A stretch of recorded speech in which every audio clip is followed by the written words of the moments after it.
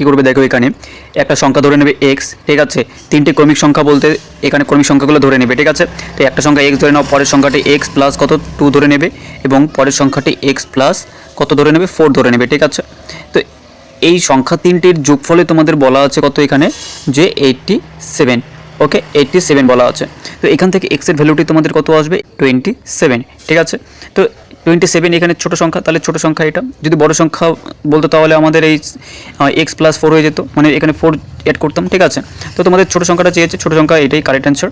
এবার নেক্সটটা দেখো, এখানে সেম কোশ্চেনই, যে এখানে যুগ্ম সংখ্যা একটা এক্স ধরে নেবে, পরেরটা এক্স প্লাস 2 ধরে নেবে, ঠিক আছে, এবং পরেরটা এক্স প্লাস 4 ধরে নেবে।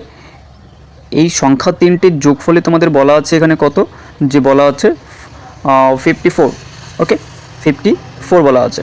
তো এখান থেকে এক্সের ভ্যালু কত বেরোবে, 16 বেরোবে, ঠিক আছে। তো এখানে ছোটো সংখ্যাটা চেয়েছে, তাহলে ছোটো সংখ্যা আমরা এক্স ধরেছি।